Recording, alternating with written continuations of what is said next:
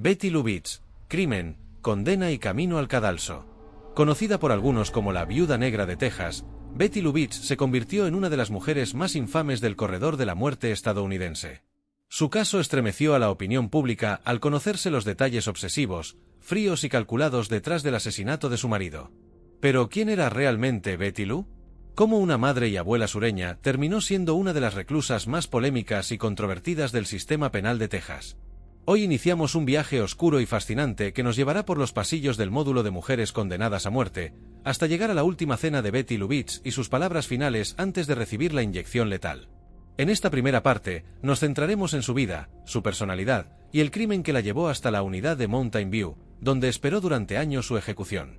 ¿Quién era Betty Lubitsch? Una infancia de silencios y sombras.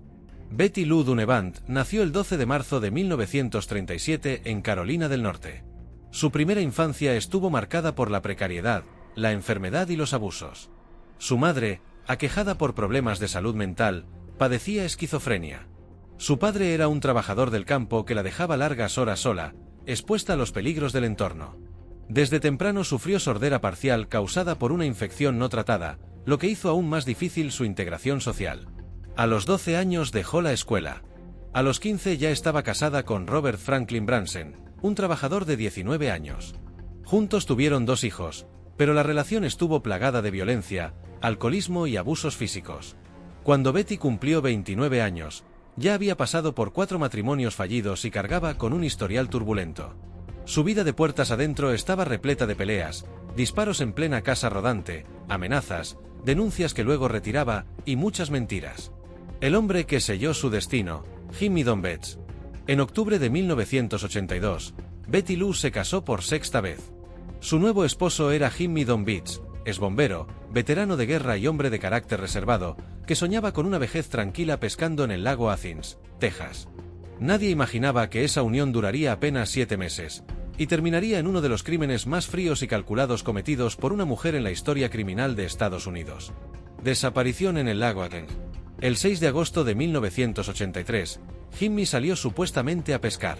Horas más tarde, su barco apareció a la deriva, vacío, sin señales de violencia, con sus gafas, billetera y llaves aún a bordo.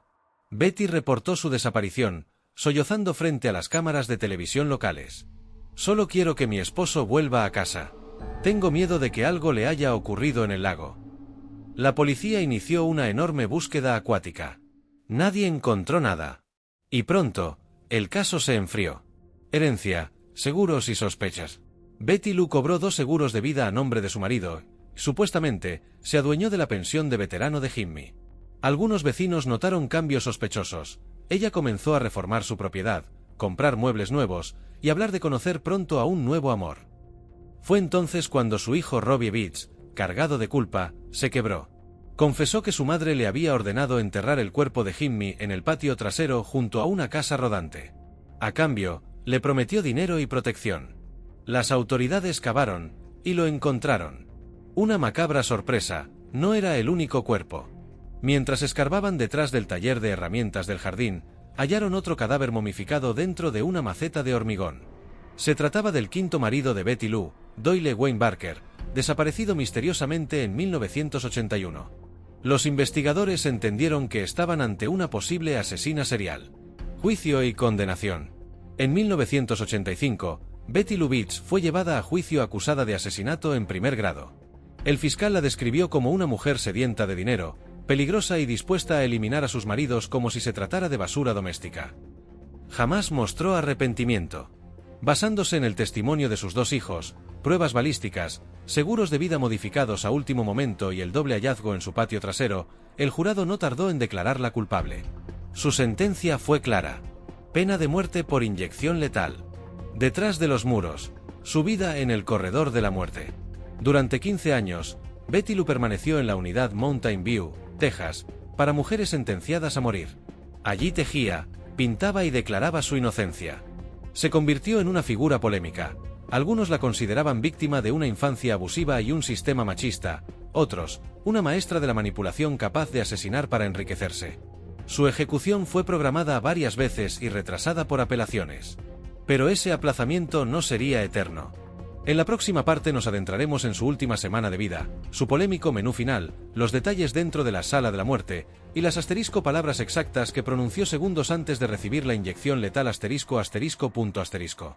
La cuenta regresiva, su última semana en el corredor de la muerte. Tras agotar todas sus apelaciones, Betty Lubitsch recibió la orden final de ejecución para el 24 de febrero del año 2000, en la prisión de Huntsville, Texas. Con 62 años de edad, y cabello completamente blanco, le quedaban apenas unos días de vida. Durante esa última semana, Betty presentó un aspecto calmado, casi indiferente. Pasaba horas bordando, leyendo la Biblia y escribiendo cartas. A diferencia de otros condenados, no pidió hablar con un sacerdote y tampoco permitió que le realizaran entrevistas televisivas. Mientras fuera de la prisión, los medios la apodaban la abuela asesina. Puertas adentro, las presas la veían como una mujer silenciosa y retraída que evitaba hablar de su crimen. Betty Lou jamás admitió su culpabilidad, ni pidió perdón. Privilegios finales y contacto con el mundo exterior. Como parte de los protocolos de ejecución en Texas, se le permitió realizar 3 llamadas telefónicas. Recibir visitas solo a través de cristal, sin contacto físico. Escoger una última comida. Ese privilegio de seleccionar su último banquete suele revelar mucho de la personalidad del condenado. La última cena de Betty Lubitsch. A diferencia de otros presos que piden hamburguesas, pasteles o enormes festines, Betty hizo una petición inusualmente sobria y silenciosa. Una ensalada pequeña de verduras frescas. Té helado sin azúcar. Y una sola rebanada de pastel de coco casero. Los oficiales afirmaron que comió lentamente, sin hablar, dejando más de la mitad del plato sin terminar. De traslado a la cama de la muerte. A las 8:55 de la tarde, fue trasladada desde la unidad Mountain View hasta la pared roja de la prisión de Huntsville. Vestía un sencillo uniforme blanco de reo y tenía las uñas pintadas de color rosa claro. Se negó a amarrarse el cabello. Camino hacia su muerte con la cabeza en alto. Una vez en la sala de ejecución, fue recostada en la camilla de acero inoxidable, y 2 enfermeros le conectaron las vías intravenosas en ambos brazos.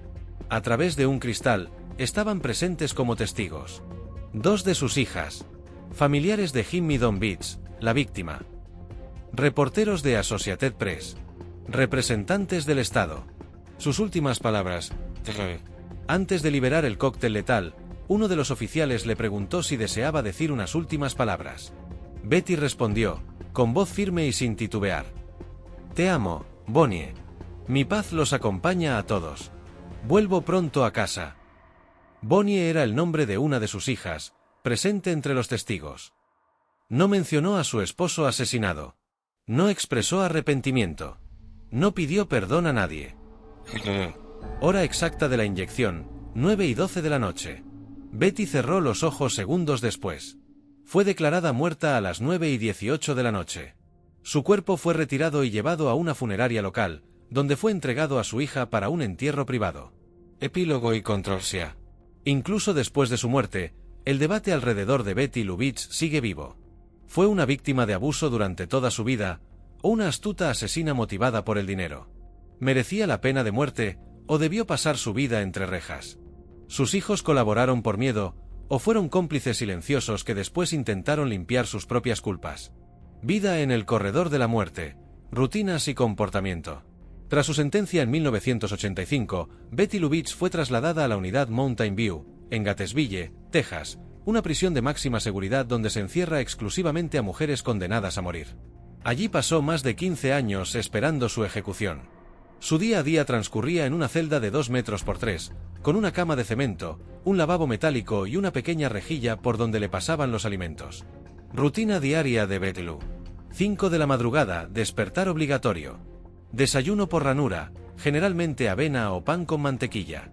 6 de la mañana a 4 de la tarde, encierro total, solo lectura, manualidades o televisión, si la pagaba con su propio fondo de presidiaria. 30 minutos al día, patio individual, sola, sin contacto con otras internas. Sin visitas físicas, solo por vidrio blindado, sin contacto humano desde 1985. Lo más sorprendente, según los informes psicológicos, es que jamás tuvo una crisis de nerviosismo importante, ni mostró violencia, lo cual llevó a algunos guardias a describirla como la condenada más calmada que hemos tenido en años. Su pasatiempo favorito: pintar flores y escribir cartas. Betty desarrolló un estilo minucioso de acuarelas y bordados florales.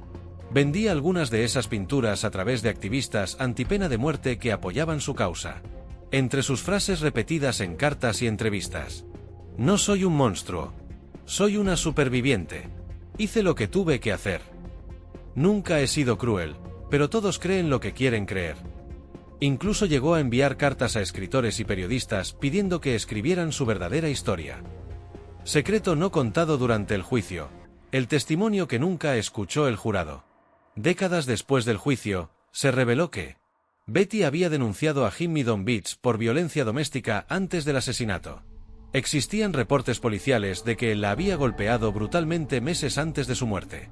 Sin embargo, su abogado nunca presentó esa evidencia en el juicio, lo que impidió mostrar un contexto de maltrato. Este hecho fue usado por organizaciones como Human Rights Watch y Amnistía Internacional para argumentar que Betty pudo haber sido una mujer víctima transformada en victimaria, y que su pena debió ser conmutada por cadena perpetua. Su impacto en el debate sobre la pena de muerte en mujeres en E.U. Betty Lou Beach fue la segunda mujer ejecutada en el estado de Texas desde 1863. Su ejecución reabrió un debate nacional. ¿Debe aplicarse la pena de muerte del mismo modo a mujeres y hombres? ¿Qué ocurre cuando hay historial de abuso, pobreza y trauma en la infancia? Megáfono. Mientras algunos la describían como una fría asesina serial motivada por dinero, otros la mostraban como una mujer dañada por años de violencia que terminó repitiendo el ciclo. Manifestantes marcharon fuera de la prisión de Huntsville al grito de "No más viudas en la Cámara de la Muerte". Salvar a Betty es salvar a las mujeres abusadas de América. Aún así, Texas siguió adelante. Desde su muerte en el año 2000, el estado ha ejecutado a más de 6 mujeres, usando a Betty Lou como precedente legal. ¿Mito o verdad? ¿Existían más víctimas? Aunque solo se le probó el asesinato de su quinto y sexto esposo, muchos investigadores creen que Betty pudo haber estado vinculada a la desaparición de al menos 2 parejas sentimentales previas durante los años 70. Sin embargo, esos cuerpos nunca fueron encontrados y los casos siguen abiertos sin resolución oficial. Calendario: línea del tiempo de sus matrimonios y suspectos muertos / diagonal desaparecidos. Betty Lou Beach contrajo matrimonio 6 veces. Detrás de cada unión hay peleas, disparos, desapariciones misteriosas y beneficios financieros que la convierten para muchos en una auténtica viuda negra. Matrimonio 1: Robert Franklin Branson, 1952-1965. Su novio adolescente. Violento, alcohólico y manipulador. Tuvieron 2 hijos. Betty alegaba golpes y abusos constantes. Finalmente escapó de Carolina del Norte dejando a Branson atrás. Destino del esposo: divorcio, sobrevivió. Rombo azul: pequeño matrimonio 2: Billy York Lane, 1966-1968. Duró solo 2 años. Lane denunció que Betty le disparó con una pistola calibre .22 tras una discusión y que le intentó clavar un cuchillo mientras dormía. Destino del esposo: huyó con vida. Divorcio. Matrimonio 3: Ronnie C. Trelcol, 1968-1970. Trabajador de tuberías. Sufrió amenazas continuas de Betty.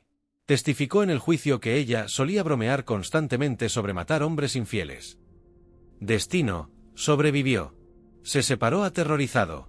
Matrimonio 4: Doyle Wayne Barker, 1970-1981. Betty le disparó deliberadamente por la espalda por accidente en 1972. Él retiró la denuncia tras reconciliarse. En 1981 desapareció misteriosamente.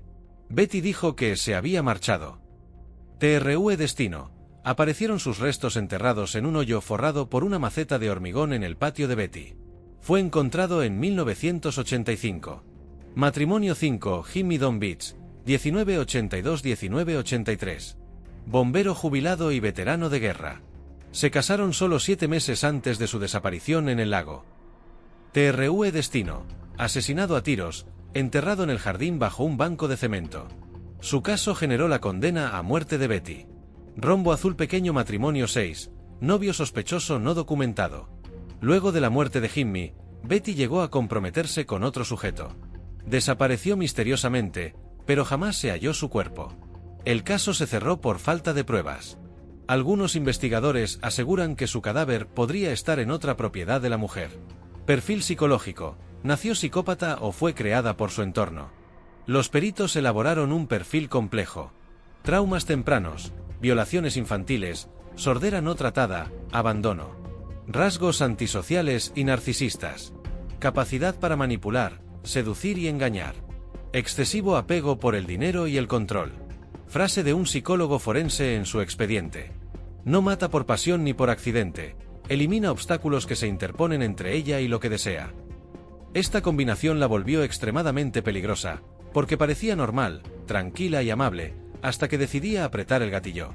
El patrón de sus crímenes: amar, asegurar, matar y heredar. 1. Se casaba o iniciaba relación. 2. Aumentaba su cobertura de seguro de vida. 3. Amenazaba, disparaba o desaparecía al hombre. 4. Lloraba frente a la policía y fingía angustia. 5. Cobró al menos $140,000 en seguros y pensiones. Justicia o machismo.